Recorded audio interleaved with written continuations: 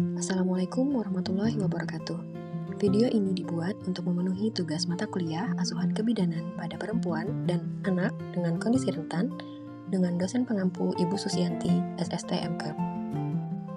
Sebelumnya perkenalkan, saya Nindya Nuraina Fitriani dengan NIM B2406400 dari Program Studi S1 Kebidanan Universitas Mega Buana Polopo. Pada video ini, saya akan membahas mengenai topik bahasan kebutuhan khusus pada permasalahan geografi. Apa itu lingkungan geografis? Jadi, istilah geografis adalah kata atau bagian dari kosakata yang digunakan dalam ilmu geografi. Seringkali istilah geografis didasarkan pada atau berasal dari fitur fisik suatu wilayah. Pembangunan di Indonesia berhasil meningkatkan pendapatan nasional. Akan tetapi, keadaan ini mulai menimbulkan pencemaran dan kerusakan lingkungan hidup. Kondisi sekarang menunjukkan telah terjadi penurunan kualitas dan daya dukung lingkungan yang cukup signifikan, menurut Palupi 2014. Selama ini, penilaian secara kuantitatif kualitas lingkungan hidup di Indonesia dapat didasarkan pada pedoman yang ada. Dalam laporan Kementerian Lingkungan Hidup dan Kehutanan, kualitas lingkungan hidup diindikasikan dengan 3 kriteria, yaitu indeks kualitas udara, indeks kualitas air, dan indeks kualitas tutupan hutan atau lahan. Lingkungan dataran rendah dan tinggi. Dataran rendah adalah hamparan tanah yang luas dengan ketinggian relatif rendah, biasanya memiliki ketinggian kurang dari 200 meter dari permukaan laut, terbentuk akibat proses sedimentasi sungai, memiliki iklim yang panas, dan memiliki tekanan udara yang lebih tinggi. Sedangkan dataran tinggi adalah dataran luas yang terletak di ketinggian di atas 700 meter dari permukaan laut, terbentuk melalui erosi dan sedimentasi, memiliki iklim sejuk dan kelembapan udara yang sangat rendah. Berikut ini beberapa kebutuhan khusus pada lingkungan dataran rendah dan dataran tinggi. Yang pertama, kebutuhan khusus pada lingkungan dataran rendah. Pakaian yang digunakan berbahan baku dari kain tipis, rumah dengan banyak ventilasi dan atap yang terbuat dari genting tanah untuk mengurangi suhu yang panas.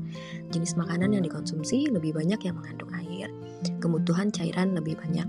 Sedangkan kebutuhan khusus pada lingkungan dataran tinggi, pakaian yang digunakan berbahan baku dari kain tebal dan mereka cenderung berpakaian tertutup untuk menghangatkan tubuh mereka.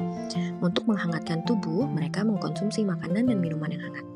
Rumah dengan sedikit ventilasi dan atap yang terbuat dari seng untuk menghangatkan bagian dalam rumah, konsumsi yodium dalam jumlah yang cukup, karena di dataran tinggi kejadian gondok mencapai 30,3% dibanding di dataran rendah yang hanya 7%. Pemberian vitamin A yang rutin pada bayi dan balita untuk mengurangi angka kejadian gangguan akibat kekurangan yodium. Lingkungan radiasi. Radiasi adalah proses dikeluarkannya energi radiasi dalam bentuk gelombang atau partikel, atau dapat didefinisikan sebagai proses kombinasi dari pengeluaran dan pancaran energi radiasi. Radiasi di permukaan bumi berasal dari zat radioaktif yang sudah ada sejak awal terbentuknya bumi dan tersimpan di lapisan kerak bumi. Beberapa macam jenis radiasi berdasarkan sumber.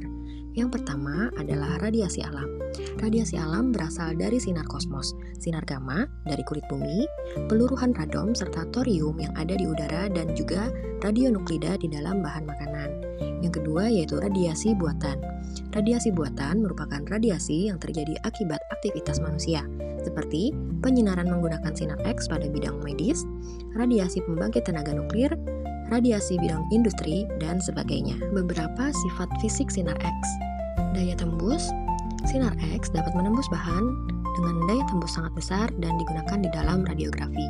Pertebaran. Apabila berkas sinar X melalui suatu bahan atau zat, maka berkas tersebut akan bertebaran ke segala jurusan, menimbulkan radiasi sekunder atau radiasi hambur pada bahan atau zat yang dilaluinya. Penyerapan. Sinar X dalam radiografi diserap oleh bahan atau zat sesuai dengan berat atom atau kepadatan bahan atau zat tersebut. Efek fotografik. Sinar X dapat menghitamkan emulsi film setelah diproses secara kimiawi atau dibangkitkan di kamar gelap. Pendar fluor atau fluoresensi. Sinar X menyebabkan bahan-bahan tertentu seperti kalsium atau zinc sulfit memendarkan cahaya bila bahan tersebut terkena radiasi. Ionisasi. Efek primer sinar X apabila mengenai suatu bahan atau zat akan menimbulkan ionisasi partikel-partikel bahan atau zat tertentu. Efek biologik, sinar X akan menimbulkan perubahan-perubahan biologik pada jaringan. Efek biologik ini dipergunakan dalam pengobatan. Untuk tenaga kesehatan, pada ronsen, lab, dan lain-lain.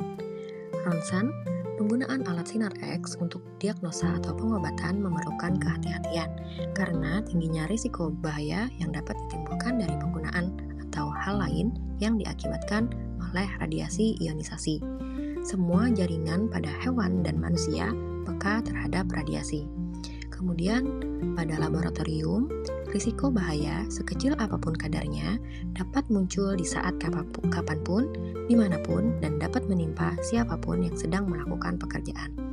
Bahaya kerja di laboratorium dapat berupa bahaya fisik seperti infeksi, terluka, cedera, atau bahkan cacat, serta bahaya kesehatan mental seperti stres, shock, ketakutan, dan bila intensitasnya meningkat, dapat menjadi hilangnya kesadaran atau pingsan, bahkan kematian, menurut Winarni 2014. Beberapa pedoman umum proteksi dan keselamatan radiasi yang perlu diperhatikan. Yang pertama, semua personel yang terlibat dalam penggunaan radiasi perlu mengetahui dan mengikuti aturan dan prosedur setempat. Kemudian, peralatan yang ada, baik perangkat keras maupun perangkat lunak, harus dioperasikan dengan cara yang menjamin kinerja yang tinggi setiap saat, baik dari sisi tugas yang harus diselesaikan maupun dari sisi proteksi dan keselamatan radiasi. Kemudian, harus memenuhi standar operating procedure atau SOP untuk pengoperasian peralatan yang digunakan. Makanan atau minuman tidak boleh disimpan dalam lemari es yang sama dengan untuk menyimpan bahan radioaktif terbuka. Kemudian di ruangan yang diklasifikasikan sebagai daerah pengendalian, pakaian pelindung harus dipakai seperti yang ditentukan dalam kajian keselamatan. Kesimpulan pembahasan kali ini, yang pertama, permasalahan geografis memiliki dampak signifikan terhadap aksesibilitas layanan bagi perempuan dan anak-anak dengan kebutuhan khusus. Dengan strategi yang tepat, hambatan-hambatan ini dapat diatasi untuk meningkatkan kualitas hidup dan partisipasi mereka dalam masyarakat. Implementasi rekomendasi yang diusulkan dapat membantu mengurangi kesenjangan yang ada dan memastikan bahwa semua individu, terlepas dari kondisi geografis mereka, mendapatkan kesempatan yang setara. Yang kedua, permasalahan geografis memiliki dampak signifikan terhadap perempuan dan anak dengan kebutuhan khusus. Upaya kolektif dari pemerintah, komunitas, dan organisasi non-pemerintah diperlukan untuk meningkatkan aksesibilitas dan inklusi dengan perbaikan infrastruktur, peningkatan akses layanan, dan edukasi masyarakat. Kualitas hidup perempuan dan anak dengan kebutuhan khusus dapat ditingkatkan secara signifikan. Sekian penyampaian dari saya, semoga bermanfaat dan terima kasih sudah menyaksikan. Assalamualaikum warahmatullahi wabarakatuh.